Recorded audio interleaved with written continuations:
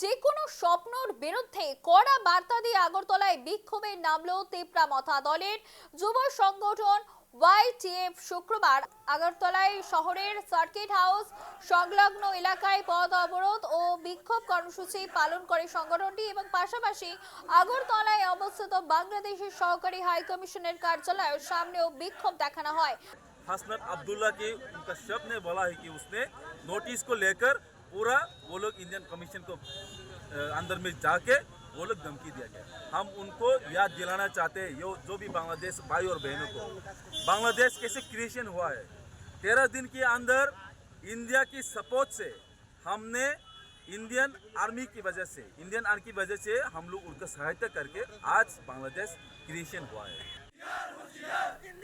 এ নিয়ে আমাদের প্রতিনিধির কাছে বিস্তারিত জানবো। একদিকে যেমন আগরতলা থেকে রয়েছে আমাদের প্রতিনিধি ভূপাল চক্রবর্তী, অন্যদিকে মুর্শিদাবাদ থেকে রয়েছে শান্তনু রায়।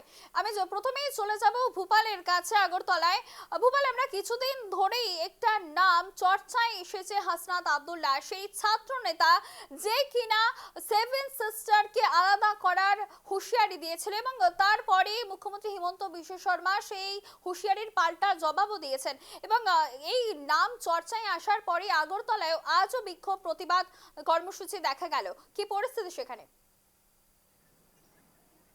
একেবারে 2024 সালে যখন বাংলাদেশে ছাত্র আন্দোলনের নামে তথাকথিত সন্ত্রাসীদের হাতে গোটা দেশকে অশান্ত করা হয়েছিল, সেই সঙ্গে আমাদের উত্তর পূর্বাঞ্চলে এর একটা প্রভাব ফেলার চেষ্টা করা হয়েছিল সেই সময় থেকে, সেটা আজ পর্যন্ত অব্যাহত। কথায় কথায় যেখানে উত্তর পূর্বাঞ্চলকে আলাদা করার কথা বলা হয়, সেই সময় ত্রিপুরার তেপরামথা দলের সুপ্রিমো প্রদ্যুৎ কিশোর দেববর্মন বলেছিলেন যে ত্রিপুরার সীমান্ত যদি কক্সবাজার পর্যন্ত সম্প্রসারিত হয় এবং গ্রেটার ত্রিপুরাল্যান্ডের কথা তিনি যেটা বলেছেন সেই অংশ, সেই পার্বত্য চট্টগ্রামকে ত্রিপুরার সঙ্গে যুক্ত করা ইত্যাদি বিষয় নিয়ে তিনি কথা বলেছিলেন যে বাংলাদেশকে শান্ত করার জন্য ভারত সরকারকে প্রয়োজনীয় উদ্যোগ গ্রহণ করতে হবে।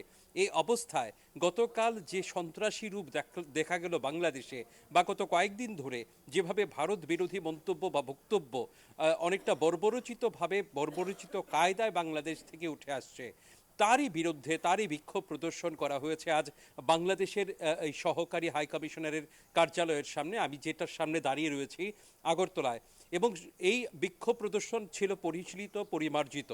সেখান থেকে স্পষ্টতই বলা হয়েছে ভারত বিরোধী কোনো ধরনের ষড়যন্ত্র, কোনো ধরনের আওয়াজ সেখানে বরদাস্ত করা হবে না, এবং উত্তর পূর্বাঞ্চলের রাজ্য ত্রিপুরা শুধু নয়, গোটা উত্তর পূর্বাঞ্চল একই সঙ্গে ঐক্যবদ্ধ, গোটা দেশ একই সঙ্গে ঐক্যবদ্ধ।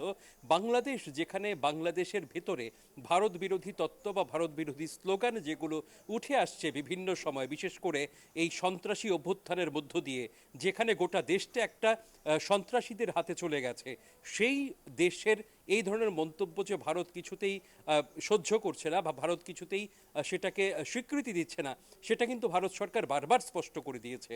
এই অবস্থায় ভারতকে আরো শক্তিশালী। অন্যদিকে মুর্শিদাবাদ থেকে রয়েছে আমাদের অপর প্রতিনিধি শান্তনু রায়। শান্তনু, কিছুদিন ধরেই একটা নাম যেমন চর্চার কেন্দ্রবিন্দুতে এসেছে, সেই হাসনাত আব্দুল্লাহ, যে কিনা একজন সাধারণ ছাত্র নেতা, কিন্তু তার স্পর্ধা হয় কি করে যে কিনা একবার ভারতীয় হাই কমিশনারকে বলছে লাথি মেরে বাইরে বের করে দেবে, আবার অন্যদিকে সে বলছে সেভেন সিস্টারকে ভারত থেকে আলাদা করে দেবে, এবং তারই যে একের পর এক চাঞ্চল্যকর মন্তব্য, বিস্ফোরক মন্তব্য উঠে আসছে, সেখানে ভারতকে সে কিভাবে, তার সাহস কিভাবে আসে ভারতের সঙ্গে মুখোমুখি হওয়ার বা লড়াই করার? দেখো, একদমই হাসনাত একদম উদ্দেশ্য প্রণোদিত ভাবে বিষয়টি ঘটিয়েছে। তার যেটা মূল কারণ তুমি জেনে থাকবে যে বাংলাদেশের নির্বাচনের একেবারে প্রাক মুহূর্ত সেখানে চলছে, এবং সেখানে যে জঙ্গি সরকার চলছে, মোহাম্মদ ইউনূস কিন্তু বারংবার চাইছে যে বাংলাদেশের পরিস্থিতি আরো একবার যেন উত্তাল করা যায়, এবং সেই কারণেই হাসনাতকে দিয়ে, কারণ হাসনাত বেসিক্যালি জঙ্গি মানসিকতার মানুষ, এবং সে প্রথম দিন থেকে ভারতকে আক্রমণ শুরু করলো, এবং ভারতকে আক্রমণ শুরু করার পর যেটা দেখতে পাওয়া গেল যে সেখানকার মাদ্রাসার ছাত্রছাত্রীরা, যেখানে মূলত জঙ্গি ট্রেনিং গুলো দেওয়া হয়, তাদেরকে নিয়ে এই ধরনের ঘটনা সে ঘটালো।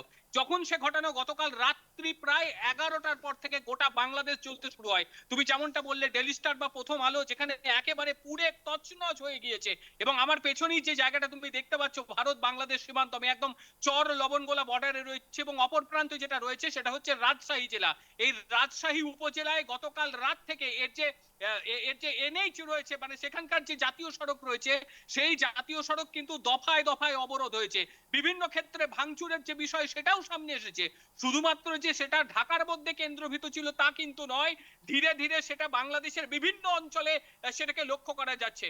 এবং অপরদিকে যদি ভারতের দিক থেকে আমরা বলি, ভারত কিন্তু একেবারে সতর্ক অবস্থানের মধ্যে রয়েছে। এবং আজকে যেটা দেখতে পাওয়া গেল, ভারতীয় যে সীমান্ত, সেখানে কিন্তু বিএসএফ এর তৎপরতা যথেষ্ট বেশি পরিমাণে বৃদ্ধি পেয়ে গিয়েছে। অন্যান্য দিন যেখানে আমরা দেখি অনেকে সেলফি তোলে বা মোবাইলে ছবি তুলতে পারে, সেখানে যেটা দেখতে পাওয়া যাচ্ছে যে এখানে কিন্তু আজকে সকালের পর থেকে একেবারে কোনো রকম ছবি বা কিছুই কিন্তু এখানে তুলতে দেওয়া হচ্ছে না। এবং একদম বলে দেওয়া হচ্ছে যে একদম হাই অ্যালার্টের ভেতরে রয়েছে কিন্তু পুরো সীমান্তবর্তী যে এলাকা, সেই সীমান্তবর্তী এলাকা পুরো মাত্রায় হাই অ্যালার্টের মধ্যে রয়েছে। এইবার যেটা বিষয় যে এলাকার মানুষজনের মধ্যে কোন রকম প্রভাব কি রয়েছে, এইটা একটা বড় প্রশ্ন। আমরা কিন্তু জিজ্ঞাসাবাদ করেছিলাম, তাদের বক্তব্য যে একেবারে শান্ত স্নিগ্ধ অবস্থায় যেভাবে আমরা থাকি সেভাবেই থাকবো, কিন্তু ক্যামেরার সামনে কোনোভাবেই কিন্তু আমরা বাংলাদেশের যে প্রসঙ্গ সেই প্রসঙ্গ সামনে তুলবো না। এটাই বাস্তব বিষয়। তারা বাংলাদেশের প্রসঙ্গ কিভাবে তারা তুলবে, তুমি দেখতে পাচ্ছ যে বাংলাদেশের সীমান্ত থেকে এগুলো এই গাড়িগুলো আসছে, সেই বাংলাদেশের একেবারে সীমান্ত যে সমস্ত জমি রয়েছে সেখান থেকে চাষ করে আসছে। তাদেরকেও কিন্তু জিজ্ঞাসাবাদ করেছিলাম, তাদেরও বক্তব্য যে উত্তপ্ত সেখানে রয়েছে, কিন্তু সীমান্তবর্তী যারা বাহিনী রয়েছে অর্থাৎ আমাদের যে বিএসএফ, তারা কিন্তু সঙ্গে তাদেরকে নিয়ে যাচ্ছে একেবারে নোম্যান্স ল্যান্ড পর্যন্ত একদমই ভারতীয় শান্তনু, সীমান্ত। তুমি সঙ্গে থাকো, সদা সতর্ক রয়েছে ভারত, এমনটাই বললেন আমাদের প্রতিনিধি। আমরা চলে যাব আবার আগরতলায় রয়েছে ভূপাল। ভূপাল, যেমনটা তুমি বলছিলে যে সেখানে প্রতিবাদ কর্মসূচি হয়েছে এবং সেখানেও আমরা জানি যে একটা সীমান্তবর্তী অঞ্চল রয়েছে, সেই সীমান্তে নিরাপত্তা কিভাবে জোরদার করা হয়েছে? দেখো, 2024 সালের পর থেকেই ত্রিপুরার সীমান্ত এলাকাগুলিতে নিরাপত্তা ব্যবস্থা জোরদার রাখা হয়েছে। যখন সেই সন্ত্রাসী অভ্যুত্থান হয়েছিল তারপর থেকে কিন্তু কার্যত ত্রিপুরার প্রতিটা সীমান্ত এলাকায় যেখান দিয়ে অনুপ্রবেশের আশঙ্কা থাকে সেখানে কিছু ফাঁক ফোকর থাকলেও গত কয়েকদিনে কিন্তু সেখানে শুধু বিএসএফ নয়, বিএসএফের ভেতরের দিকে অর্থাৎ ত্রিপুরার সীমান্তের ভেতরের দিকে সেখানে টিএসআর সহ অন্যান্য যারা আধা সামরিক বাহিনী বা পুলিশ রয়েছে তাদেরকে আরও সতর্ক থাকার জন্য নির্দেশ দেওয়া হয়েছে। সীমান্তবর্তী শহর এবং গ্রামাঞ্চলগুলিতে পুলিশের টহল এবং মোতায়েন সেখানে বাড়ানো হয়েছে।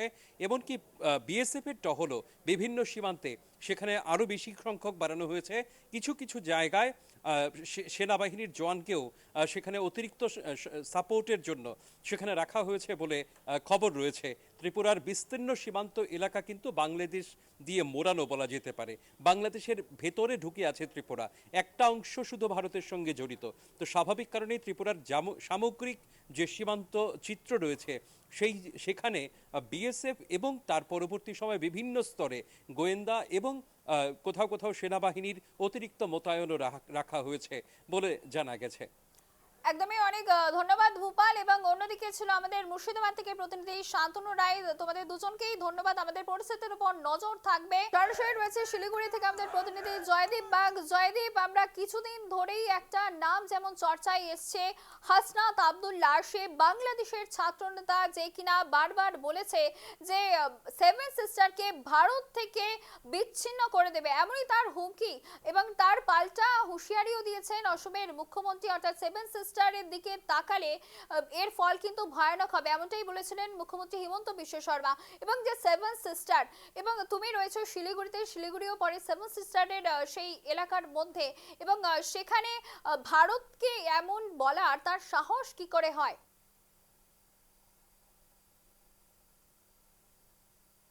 দেখো, তাই গত কয়েকদিন ধরে কিন্তু সেই ছাত্রনেতার বক্তব্য কিন্তু উঠে আসছে এবং বারবার হুমকি, যেখানে তার পাল্টা কিন্তু হুমকি দিয়েছে অসমের মুখ্যমন্ত্রী হিমন্ত বিশ্ব শর্মা।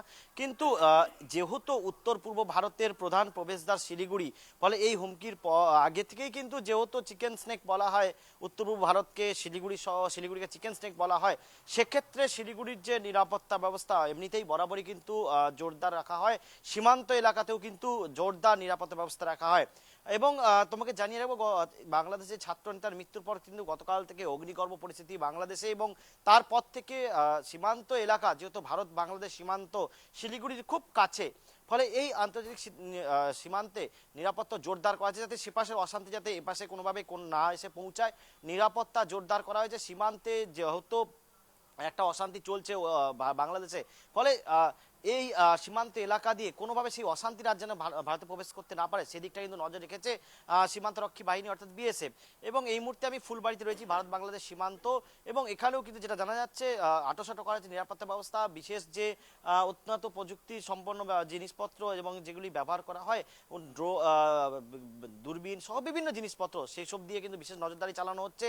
যারা মূলত বাংলাদেশের থেকে এসছিলেন ভারত এবং যারা ভারতীয় যারা বাংলাদেশ, তারাও কিন্তু রীতিমতো নিজের জায়গায় ফিরছেন।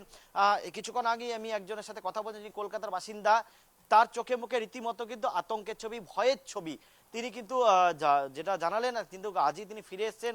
যেভাবে পরিস্থিতি ক্রমশ উত্তপ্ত হয়ে উঠছে, যেখানে সেখানে কিন্তু হিন্দুরা যে একেবারে খুব একটা বেশি নিরাপদ নয় সেটা কিন্তু কার্যত তার মুখে কিন্তু স্পষ্ট। অন্যদিকে যারা বাংলাদেশেরও বেশ কিছুজনের সঙ্গে কথা বললাম, এই সীমান্তে যারা মূলত ফিরছে দেশের থেকে নিজের দেশে আছে পদ্মপারে বাংলাদেশে ফিরছে, তারাও কিন্তু রীতিমতো আতঙ্কিত। কতটা সুরক্ষিত থাকতে পারবে তা কিন্তু যথেষ্ট তাদের মধ্যে সংশয় রয়েছে। তবে একটা জিনিস খুব স্পষ্ট, যে যেভাবে পরিস্থিতি অগ্নিগর্ভ হয়ে উঠছে এবং এই ছাত্রনেতার মৃত্যুর পর থেকে, তাতে কিন্তু কোনোভাবে ভারতে এবং শিলিগুড়ি এই চিকেন স্নেক যেখানে বারবার হুমকি দেওয়া হচ্ছে, এই এলাকায় যাতে কোনো রকম অশান্তি সৃষ্টি না হয়, কোনোভাবে অশান্তি যদি আঁচ না আসে, সেদিকটা কিন্তু বিশেষ নজরদারি রাখা হচ্ছে। সুধা। একদমই জয়দেব, এই পরিস্থিতির উপর তুমি নজর রাখো, আপাতত তোমাকে ধন্যবাদ।